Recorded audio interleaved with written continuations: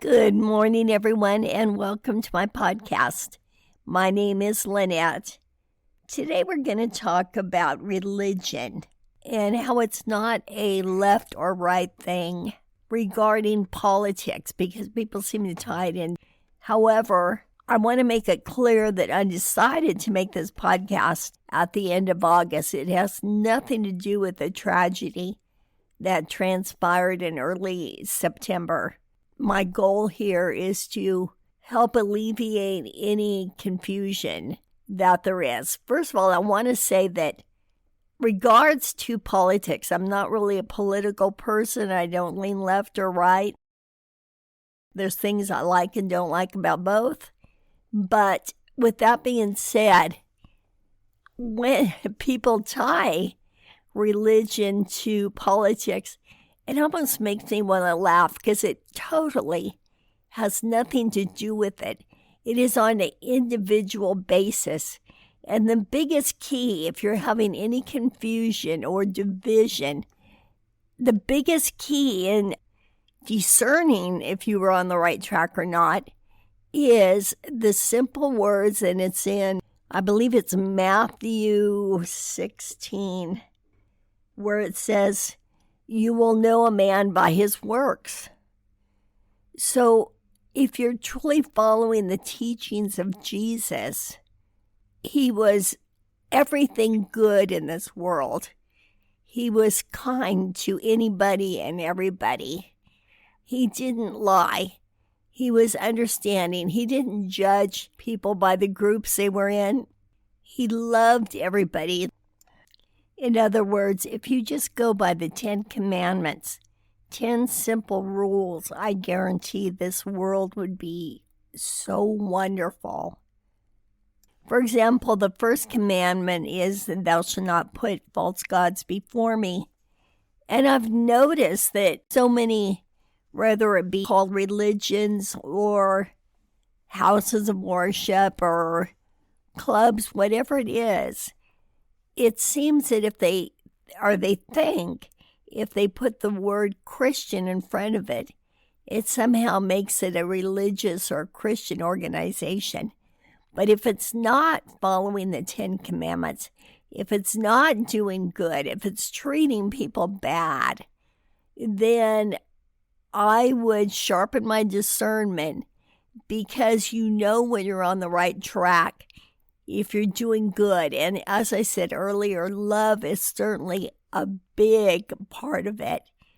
So I looked it up a minute ago, and it is Matthew 7:16 that says, "You will know a man by his works." So if you have any doubt if you're following someone, whether they're on the right track or not, just look at his fruits of his labors. And fruits is a substitution for works. Just look at his works. Just look at what he's producing.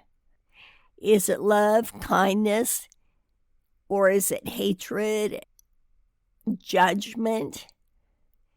Judgment is certainly a big one, and I want to use an example here because I recently learned a new word, and it's weaponizing the Bible. And I had this done to me many years ago, and I didn't know how to put it into words. I kind of had a feeling what was going on, but I didn't know how to say it. Now, this is a very minor example, but it can be used in many circumstances. Well, long story short, I was with a group of people out to dinner, a group of Christians, and I was wearing a long skirt, a fitted skirt that went about to my calves with a white blouse. So very basic, non-revealing. Personally, I thought I looked pretty nice. But one of the women that was in this group, as we were praying in group, she directed as to what I was wearing, and she said it as if she was quoting the Holy Spirit or God. So I really couldn't dispute what she was saying, because if somebody says God is telling them or the Holy Spirit told them or whatever. It's like, how do you know and who are you to say, I don't believe that. That is wrong. God wouldn't do it. But ever since that night, and like I said, it was a long time ago, something about it didn't feel right, didn't feel good. And I've since learned the term weaponizing the Bible, or I guess it could be applied to weaponizing religion or whatever. So people use in the name of religion to be able to say things that are not Christian, that are not, I feel, from God. They're more of their own thinking in a way to get people to get on board with what they're saying. So weaponizing is certainly an informative word that can be used against you in so many ways. And that brings me to the next step, which would be discernment. When you're with someone, regardless if it's religion or whatever it is, you've got to hone into your discernment. And if you're lacking in discernment, work on getting a better discernment. In other words, when someone's talking to you or when you're seeing someone talk to you, that you can tell if what they're saying, if it really resonates with your being, with your head. I think we're all born with this innate ability to know if what we're hearing or what we're seeing is accurate, is true. But sometimes, and particularly nowadays with fake news, conspiracy theories, everything that's going on, instead of going with our own personal discernment, we go with what we believe or want to believe. And that brings me right back to what I was saying about you will know a man by his works. It's really very, very simple. And again, I want to say it has nothing to do with politics. It's like my neighbor next door, for example. I haven't a clue what political affiliation she's with. So you cannot judge a group of people that have a feeling about how the world or the country should be run. You cannot put them all in a box and say that they're all in this religious affiliation. I was, in fact, concerned once that the people were believing that your political affiliation has something to do with your religious affiliation, which, again, by the way, not true. But I heard somebody say, your political affiliation does not determine your salvation. And that made so much sense to me.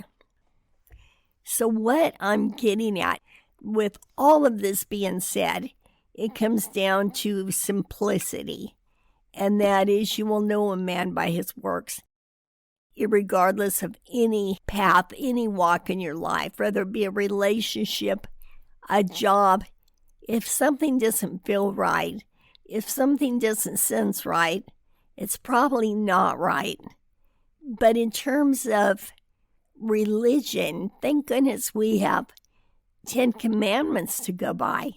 So all we need to do is look at what kind of fruits they're producing and what they're trying to instill in people. And we know a man by his works. It's as simple as that. I'm not saying which way to go. However, I want to share a little story. I was raised Catholic, and then when I got older, my friend was going to a Christian Bible study, and she invited me to go with her. Well, I had nothing else to do that night, so I decided to go.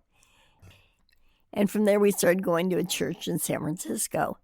And I liked it because how it differed from the Catholic Church was they talked about what was happening here and now. I could apply what they were saying to today. However, I liked the Catholic Church very much because I liked the traditions. It felt very holy. So I kind of stayed with both. In fact, I would say to this day, I still am. And I feel like that is okay because we've come to a place where, and this is so interesting to me, where people believe in God, and which is great, which I'm so happy to hear. But that's not enough for certain people. They not only have to believe in God, but they have to believe in each little thing that they believe in. A simple example would be, say you wanted your son to be home at 10 p.m. That was his curfew.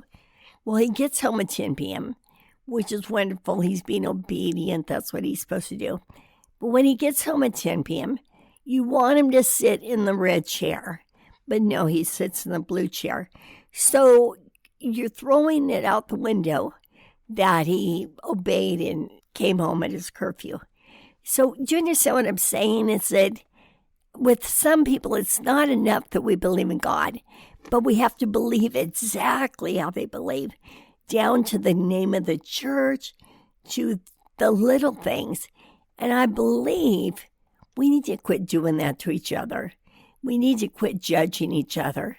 We should be happy that so many people are believing in God, even if their churches have a different name or little things, little rituals are a little bit different. Who cares? And with that, it doesn't matter what the rituals are, because we go back again to you will know a man by his works. And if the person who is leading your church or the person you're talking to isn't producing positive fruits, fruits from love, fruits from peace, fruits from understanding, non-judgment, that's when you need to open your eyes and look around. I recently made a video that I posted on TikTok and Facebook about this, about the confusion in religion. And an example I used on there is, say you saw a man robbing a bank. While he's robbing the bank, he's shouting, I am a really good person. I am a good person. So are you going to go by what you hear him say, or are you going to go by his works? So it always circles back to, you know a man by his works. You know, it goes back to people are followers of God, but then they keep breaking the 10 Commandments. So again, this is as clear as possible. If you look at the voices that you're following, if you're looking at the beliefs that you're looking into, that you're looking up to, do they line up with a pure heart? Do they line up with love, non-judgment, peace, understanding, everything that's good? Jesus taught everything that's good. And how people have turned it around and even weaponized it is beyond me. I don't get it. But for the sake of this podcast, I just wanted to make it very basic and very clear that you will know a man by his works. So check your heart, check your spirit, check who you're listening to, check who you're following, and see if they teach everything that's pure and good and loving and understanding and non-judgmental. And a good thing to have is discernment. I personally believe our relationship with God comes from the quiet time when we talk to him, when we're meditating with him. It's our personal conversations. We don't always have to go through an elder of the church, a priest, or a minister, whatever. Maybe in the beginning you do because your footing is not real strong, but remember, God is there and he can hear you also. You can go directly to the man. And if you need discernment, ask him for discernment so you look at things more clearly. I feel so blessed and I'm so happy that so many people are turning to God in droves. But I just don't want them to mistake the reality of what and who Jesus is and what he taught. Remember, anything can be labeled as Christian. So again, I'm going to loop back around. I know I'm repeating myself over and over, and it's that you will know a man by his works.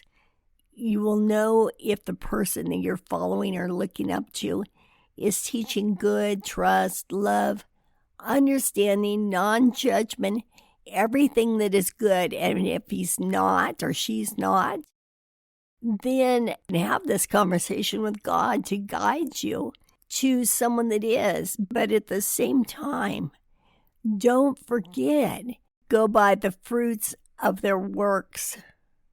When somebody says one thing and does another, you need to really look at that red flag. You need to look at things harshly, and that goes for not only God, but it goes for relationships, careers, jobs, friendships, whatever. Because it doesn't matter what people say. People can talk a good line. But what does matter is what they do. People are individuals. My friends don't even know how I feel in my heart of hearts about situations. Everybody is made up differently. Everybody is an individual. And everybody who has conversations with God, which we all should, they're private. They're between you and God. And what's really amazing and really awesome, and I'm going to close with this, is when you get a personal relationship with God, when you can talk to him like your best friend. That is priceless. That is amazing, fulfilling. That is everything good in this world. Because he has his hand over every aspect of your life. And you can turn to him over every aspect of your life. So in walking this walk and being your best self, being your true self, spirituality and God are a huge part of it. Because there's something so much bigger than yourself. But don't forget, when you do follow that spirituality, that it's good. It doesn't teach bad, it teaches good. Because this is all about becoming your best self. And in doing so, I think you need to be the best person that you can be. And to be the best person you can be is being a person who shines with love and walks in the Spirit. With that being said, I'm going to close for now. I hope you all have a wonderful week, and I will talk to you soon. Bye-bye.